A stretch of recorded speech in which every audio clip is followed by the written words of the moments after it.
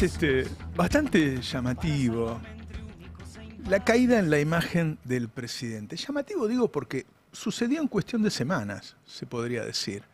Es cierto que antes de la elección de octubre se lo veía mal a Milei, tanto que hasta en medios y periodistas oficialistas hablaban de la posibilidad de que no terminara su mandato antes de octubre. Pero después fue refrendado por más del 40% de la población, con lo cual uno lo veía un presidente, bueno, todos hablaban de la reelección, ¿no? ¿Qué pasó ahora?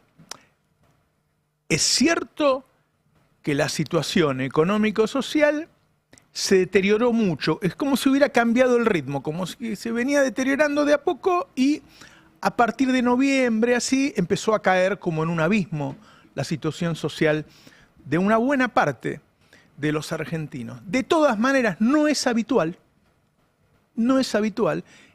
que un presidente vea caer su imagen de esta manera, un colapso de su imagen.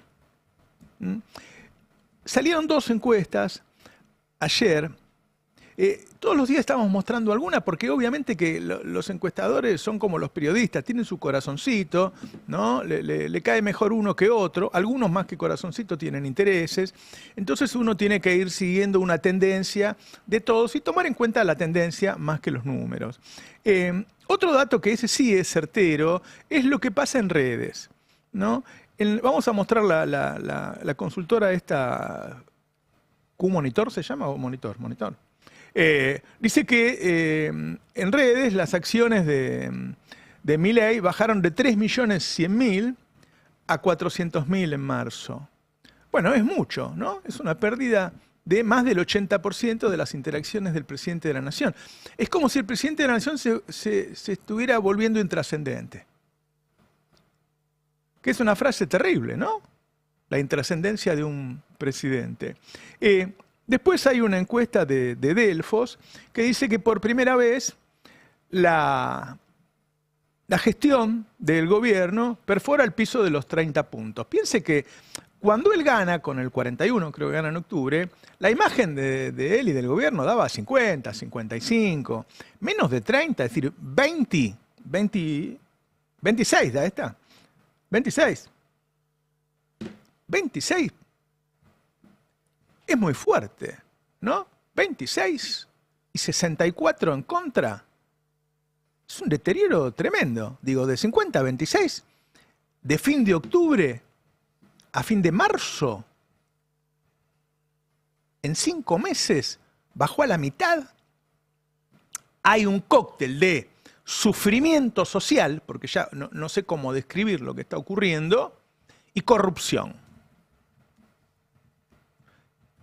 Ese cóctel, indudablemente, está llevando a esta situación. El mismo Delfos le preguntan, bueno, si hubiera elecciones hoy, y lo pone con Kicillof, que obviamente hoy es el político peronista con más posibilidades, y lo pone que Kicillof ganaría 40 a 29, 11 puntos de diferencia. Repito, miremos tendencias, miremos evolución, después los números pueden variar. Bueno, en octubre Kicillof no se acercaba a Milei. Es decir, está pasando algo infrecuente, diría yo, que es una caída en la imagen del presidente de la Nación en picada, que uno no sabe hasta dónde puede llegar. Si uno ve la línea de caída, ¿a dónde puede llegar? Porque ahí tiene que haber un componente de los que votaron a Milei la primera vez, 26, ¿no? La primera le votaron 30. Y algo le debe haber quedado del PRO. Entonces quiere decir que perdió de los dos lados, perdió de estos muchachos jóvenes que estaban muy, muy enganchados con él y perdió de los que se le sumaron del PRO. Incluso se piensa en la posibilidad, ¿qué pasaría si fueran un balotaje estos dos jugadores, ¿no? Y el balotaje le da 51 Kicillof, 33 Milei. Es decir, ustedes piensen, el tipo tenía 26, lo máximo que logró es que se le sumen 7 puntos más para un balotaje. Es decir, ya no hay un tercero ahí. Ya no podés votar, no sé, a Macri o a cualquier otro de la derecha. Es muy poco para un balotaje. Me cuesta recordar algún balotaje que alguien saque 33%. Y hizo una encuesta UDESA de la Universidad de San Andrés, muy prestigiosa, la verdad. Y la palabra que más fuerza toma cuando vos le preguntás a la gente es vergüenza, cosa que yo la siento, yo siento vergüenza como argentino de que tengamos este gobierno, la verdad. No pensé que mi sensación estaba tan generalizada. ¿Sí? Está a dos partes, o sea, ese 61% que está en contra, lo que más siente es vergüenza, después, bueno, siente rechazo, asco, decepción. Y los otros, los que aún quedan, sienten esperanza, no están aprobando, esperan que alguna vez cambie. La palabra vergüenza me resultó, ¿viste? Cuando todos empezamos a coincidir en algo, es decir, bueno, me genera muchas sensaciones Milei. Yo a esta edad no puedo hacerme el distraído, soy parte de este fracaso argentino. Pero lo que más me genera es vergüenza. Entonces ahí encontré algo que nos une. Es decir, bueno, ¿qué es lo que nos pasa a los argentinos? Y nos da vergüenza. ¿No? Él hace todo lo posible por avergonzarte todos los días, ¿no? En este caso, la Universidad de San Andrés dice que el 68% está insatisfecho, 7 de cada 10, y solo el 28% está satisfecho. Y ahora viene un punto que me interesa mucho. Porque acá hay un verso de que el desempleo subió del 5 al 7 nada más, que ya es bastante, es un 40%. Y la verdad es que suman entre los empleados a personas que los despidieron y se pusieron un trabajo por su cuenta. La persona que trabaja por su cuenta trabaja, pero no es un empleado. No es un empleado de nadie. Nadie lo tomó. No hay una contraprestación de trabajo contra dinero de un empleador. Ese concepto no existe, lo que están haciendo. Entonces, claro, está bien. Ponele que el INDEC te pregunta de esa manera. ¿Usted trabajó en la última semana? Sí, dice el tipo. Hizo alguna changa y qué sé yo, pero no es un trabajador. Y en esta encuesta, cuando vos le preguntás a la gente qué es lo que más le preocupa, cuál es el principal problema, dice falta de trabajo. Y ahí está el tema. La gente te puede decir cuando te preguntan en el INDEC si trabajó en la última semana que sí, pero él no tiene trabajo, él sabe que no tiene trabajo. Sabe que lo despidieron y no consiguió más trabajo. Y el segundo punto es el bajo salario. Y eso tenés que unirlo con que el tipo mida 26, 27, 28 puntos, no sé. Claro, si no tenés laburo y el que tiene laburo, la guita no le alcanza, bueno, no es ninguna locura que esté disconforme con el presidente. Y por eso después ves que sale Massa, que empiezan a buscar a Brito, que directamente grabó y dice, yo soy candidato. En este momento está Kicillof en España, reunido con progresistas que ya hablan de armar un BRICS. O sea, se está viendo a él mismo, se autopercibe presidente, Kicillof. La derecha busca algún candidato. Berbisky diciendo ayer, bueno, Cristina va a tener un candidato para enfrentar a Kicillof en las PASO. Todo se adelanta. No necesariamente quiere decir que estén pensando que Milei va a caer. Algunos sí. Yo diría, mientras Trump siga siendo presidente de la nación, Milei va a ser presidente. Si Trump no lo es, bueno, ahí sí uno tiene que empezar a pensar que algo puede ocurrir. Ahora, están prometiendo que las cosas van a mejorar, que los próximos meses, y eso, si eso sucediera, obviamente el clima político volátil como lo es, cambiaría. Yo veía un dato de un tuit de Kachanowski que me parece que dice mucho de cómo estamos. Él dice, el tipo de cambio actual es el mismo que el del último día del gobierno kirchnerista. El dólar del último día del gobierno kirchnerista costaba 3.90, era un dólar que no lo usábamos para nada, porque después si vos querías liquidar soja te daban otro precio, querías liquidar trigo te daban otro precio. Es un dólar no usado casi. Había cepo, no podías, era un dólar, mirá qué barato que lo tengo, pero no te lo doy. Este dólar no. Este dólar que es el mismo, después de tanto sufrimiento, es el mismo, es decir, es un tipo de cambio que nos perjudica, sí lo podemos usar.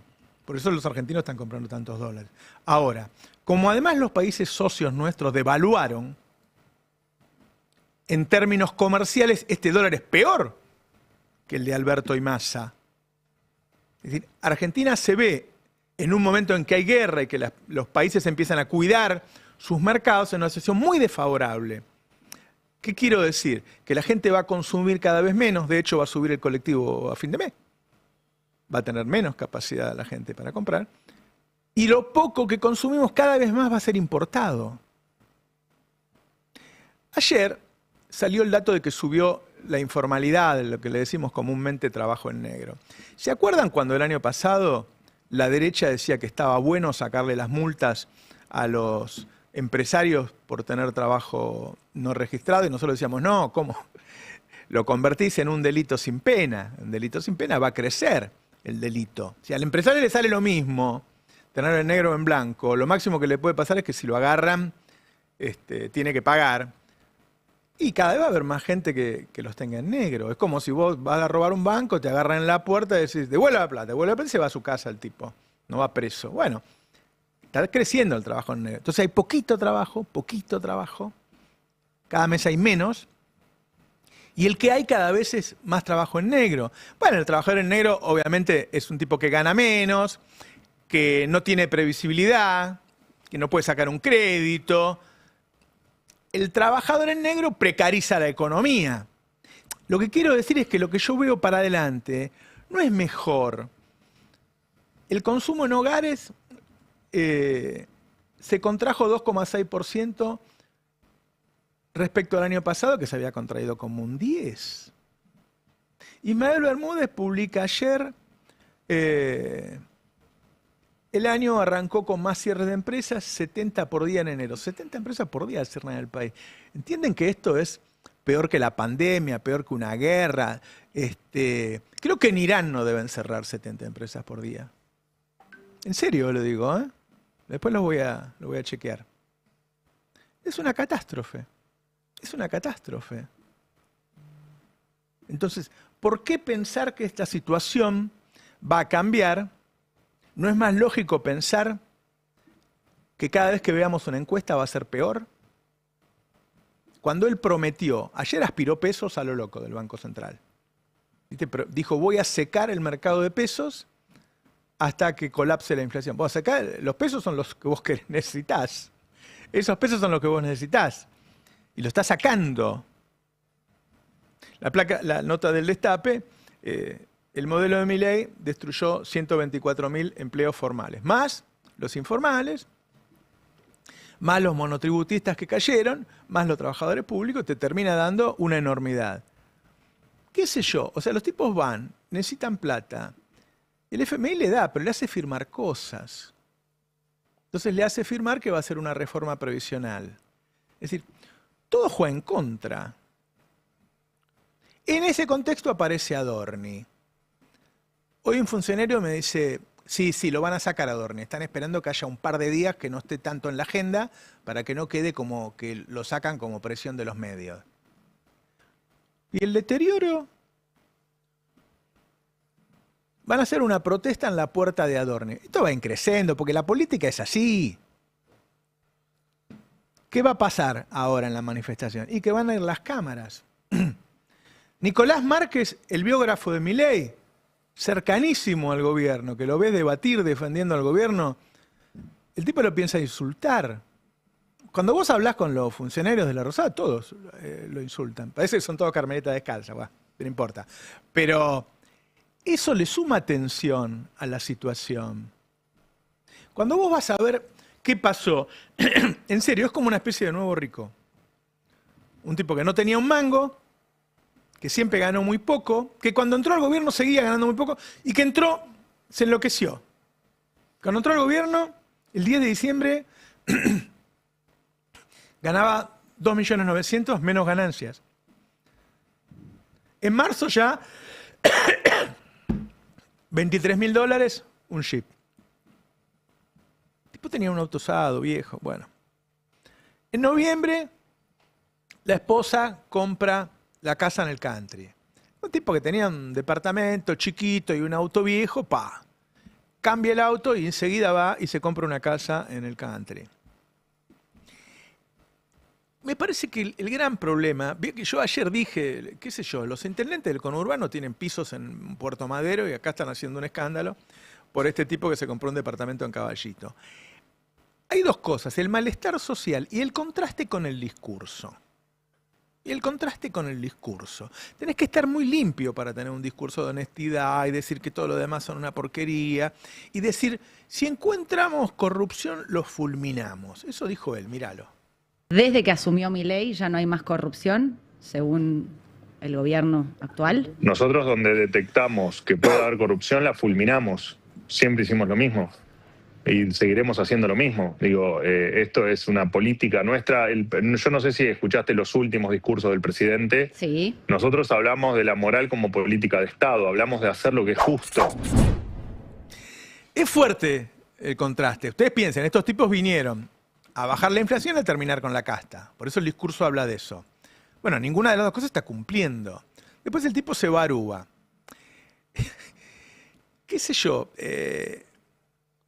Sos funcionario, es raro que viajes. Ustedes saben que el juez que lo investiga dice que hicieron entre 15 y 19 viajes. Cuenta ida y vuelta, serían entre 7 y 9 viajes y uno en donde alguien se fue y no volvió, como él está acá, supongo que debe ser la mujer. Y el tipo gasta $5.800 en pasajes. Y después el hotel que sale $1.000 por día, indudablemente ha elegido alguna de las habitaciones premium que tienen los hoteles. Bueno, para él es mucha plata, porque gana 3 palos por mes menos impuesto a las ganancias. Entonces, no hay forma de demostrarlo, no hay forma, y como el juez ya le hincó el diente y quiere ir por él, viste que los jueces deciden a quién quieren, a quién no, qué sé yo, y no va a salir de ahí. Además, el tema de la mentira, ahora viste que son todos impolutos, si vos vas a dar una nota porque te pescaron yendo a Punta del Este y decís es el único viaje que hice y después te aparecen 15 viajes, ¿no? ¿Quién fue a Majul? ¿Se lo dijo? A ver. Gaste 3.800, 3.900 millones dólares. De nuestros ingresos familiares, sí. Y los vas a poder cotejar en la declaración jurada. Ok, si tu patrimonio es de 46.000, tus ahorros. Luis, no tengo ¿No es desproporcionado para tu patrimonio y para tus ingresos? No tengo ninguna inconsistencia y creo que en 1 año y medio es lo único que hice. Irme 4 días con mis nenes. Te vuelvo a preguntar. Te pregunto... ¿No es desproporcionado? Pero no hay forma de que se haya olvidado para tu patrimonio de todos los viajes que hizo. Después, pasamos al 7 directamente. Después va y se compra el departamento en Caballito, con todas las dudas que genera esto, si la plata era de él, si se la prestaron. ¿Por qué alguien compró un departamento en 200, gastó plata para arreglarlo y a los 3 meses lo vendió en 230? Genera muchas dudas, pero digo, es interesante ir viendo las fechas. Todo el tiempo, después se va a Punta del Este, ¿no? En el 08, después va a Nueva York y se queda unos días más en Nueva York y se vuelve, ahí sí en primera, supongo que será ejecutiva, y se gasta $10.000. La gente no vive así. Los millonarios viven así, la gente no vive así. No se va a Punta del Este, vuelve, se va a Aruba, después se va a Nueva York, se viaja en primera, se gasta $10.000, se agenda en la habitación presidencial o algo muy caro, porque esas son habitaciones que salen $200, el gasto $1.000 por día. Y es un tren de vida de un rico. Y Adorni no es rico, no era rico antes de entrar, y los sueldos que dice el gobierno que pagó hasta diciembre de 3 millones, no te dan para eso. Entonces, el choque de estos días, de este mes, es, yo te iba a bajar la inflación, y la inflación hace 10 meses que sube.